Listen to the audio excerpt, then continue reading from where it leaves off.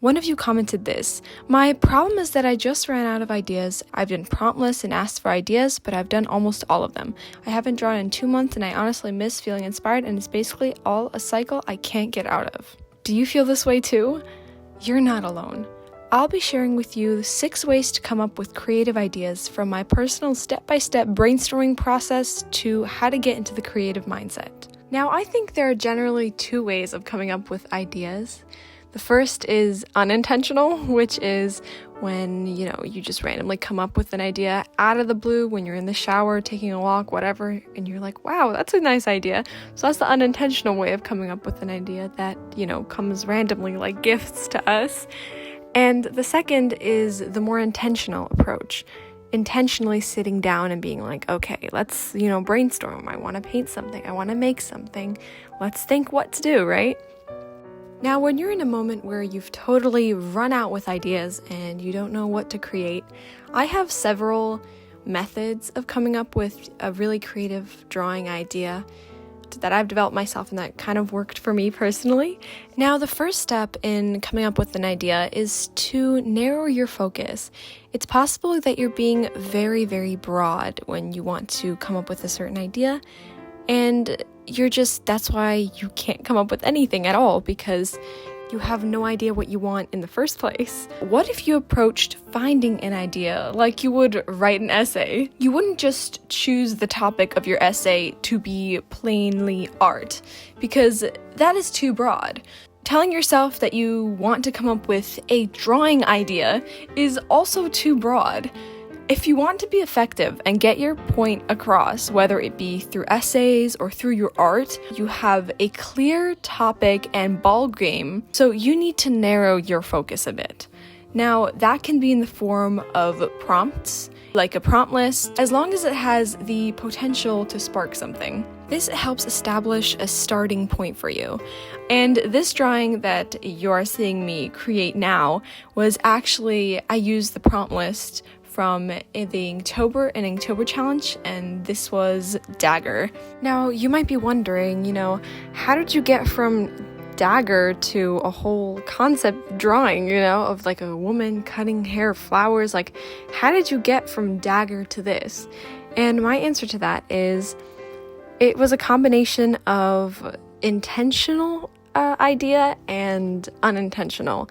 And I had the idea for a woman to be cutting her hair, her flower hair, let's say. For some time, I actually, whenever I have a random idea, and this is like a random bit of advice for you, whenever you have a random idea, always write it down. Always write it down. So I have a note on my phone, like a note thing, where I write down a list of all the art ideas I have, and I can always come back to them later if I feel like it. And this was one of those moments. I was like, oh wait, she could be cutting her hair with a dagger. And so after that, I go on Pinterest, and I think I looked up woman cutting hair with dagger or something of that sort.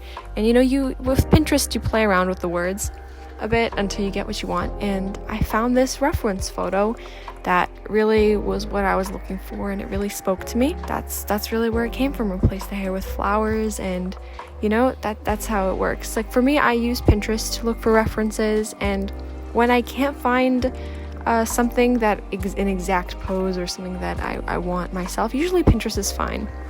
Pinterest works for me. But other times, I've been taking photos and using myself as, a reference pose and stuff. Now, the message I wanted to convey through this piece is that growth, which is represented through the flowers, can, it's beautiful, and it can be cut down so easily, though. It's so fragile. Just with one swipe of a dagger, you can cut back everything all the progress, all that growth would completely be destroyed.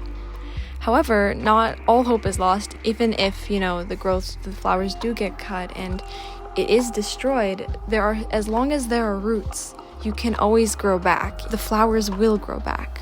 Here's another piece that was born and inspired from another Inktober prompt, chains. And this was inspired from another folk tale of I think it was a wisdom of a girl or something. It's some story that involved her getting being dressed but not dressed as one of the tests to her wisdom in this tale. And she came dressed in a fishnet or something, and she was considered so smart because she was dressed but not dressed at the same time. And that was just kind of that random story sparked something that contributed to this piece. And I had the idea to just drape her in chains to represent how sometimes what seems so beautiful in our values and some things in our life that we think are really actually good for us might actually be constraining us and chaining us up. For this piece, I also went on Pinterest, and this time I looked up girl in a black dress portrait or something, and this reference photo popped up. And instead of the black dress, I just filled it in with chains. When you want to come up with an art idea, it's important to consider, what message do you want to portray? Is it a feeling? Is it a thought? Is it an emotion? Is it a point in your life? What is your purpose? And once you establish your purpose and the message you want to convey, then you can work and you can build upon your purpose. Another way I like to intentionally come up with an art idea is to imagerize feelings and emotions that maybe I am personally going through in the moment, or that apply to you.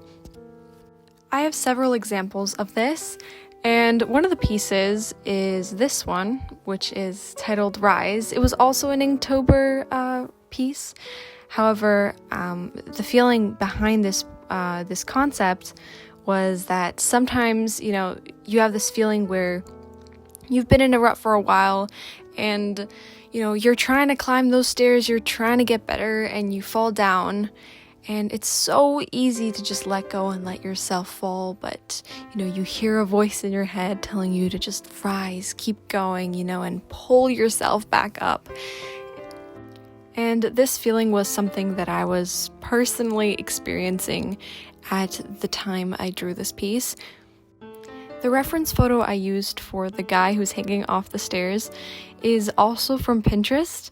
It is actually a rock climber. I actually looked up rock climber hanging off a cliff to get, the pose that I needed and everything. And it took some digging, but I finally found it, and I just put it into this setting, and I think that looks great. Another piece that uses this method of translating emotions into art is this piece, which is titled Drip, which is also from the Inktober series. And the emotion behind this one was feeling overwhelmed. You can see the water dripping on her head is, it's just drops, but eventually it piles up, and she's drowning in the little things that just keep dripping on her and overwhelming her, these little situations and, the little things in life that stress us out. The reference photo I used for this piece was a girl in a pool. I think I wrote a girl in water portrait, something like that. That was the words I used. And that's how these pieces were born, through an emotion and through channeling that emotion into symbolism and imagery. Honestly, try everything and expose yourself. As you saw with my chains idea for the prompt chains, an idea can come from something totally unrelated to art, so just trust your mind. Did you know that you can influence yourself to come up with more unintentional ideas? Your brain is basically doing two types of thinking at once. One is conscious thought and the other is unconscious. Your unconscious mind will randomly give you answers when you're engaging in activities that don't require much conscious thought, such as, walking, exercising, showering. That's why there's this cliche of getting ideas in the shower. It's not a super mentally stimulating activity. So to come up with more ideas, it makes sense to position yourself in these activities to give your brain more opportunities to randomly present yourself with some new idea. When you create, you are giving part of yourself, your time, your energy, and when your state of mind is clogged or stagnant, it's very difficult to find it within yourself to give. So the first step to becoming creative and unleashing your ideas is to find ways to reset yourself when you feel tense or, your mind is somewhere else. Think about what activities make you relax and clear. Is it a walk, drawing, music? I personally find that taking a shower when I'm in a bad mood really helps me reset. Another thing to note is, how are your surroundings doing in terms of cleanliness? And I know creative people, we're sometimes disorganized, and be honest with yourself. Take a look at your room or the place you do your most creative work. Is it fostering a creative mindset, or are your surroundings agitating you? Your surroundings really do influence you and put you in a position where you are able to create and you are productively in a productive mindset. Isaac Newton, one of his 3 laws of motion is that an object in motion tends to stay in motion, and an object at rest tends to stay at rest. And when you are in a stagnant mood, you are at rest. And you are very much similar to this object. When you're at rest, right? And once you're in motion, once the ball's rolling, and it's much easier to get moving and improving. All you really need to do is give yourself the smallest push to become in motion. There's one way I like to look at this, and it's the spiral method. Sometimes when we feel uninspired, we're in this circular motion. You feel uninspired, you don't want to do anything, you feel uninspired, don't want to do. It's circle over and over and over again, and you just can't get out of it. You can't get out of this rut. All it really takes, though, to make a circle into a spiral is just the smallest change in the right direction. Focus on being better, not perfection. When we are used to a certain routine and habit, it is very difficult to make a different decision and want to attempt to break a routine or habit that's, we've been doing it for so long. We've been feeling uninspired, in a rut, just not getting anything done. And changing something about it, it's gonna be uncomfortable. It's not easy, and that is okay. Take it slow at first, and don't overwhelm yourself with huge goals.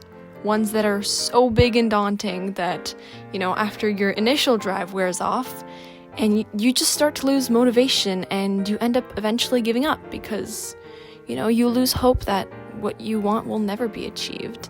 To the point where eventually you just drop everything and you're right where you started again. Personally, I struggle with this all the time. A way I like to look at it is that even one small change in your routine, when it's consistent, does more to reach you to your goal over time than a ton of change in a small amount of time, like a month, and then burning out and going back to your old ways. Focus on just being better, not perfection. And once you adjust your mindset, being creative and having a desire to create and coming up with ideas, it'll all come so much more naturally. If you have anything to add to what you heard here, share it in the comments and let me know your story. And if you found anything helpful in this video, please consider liking and subscribing. Thank you.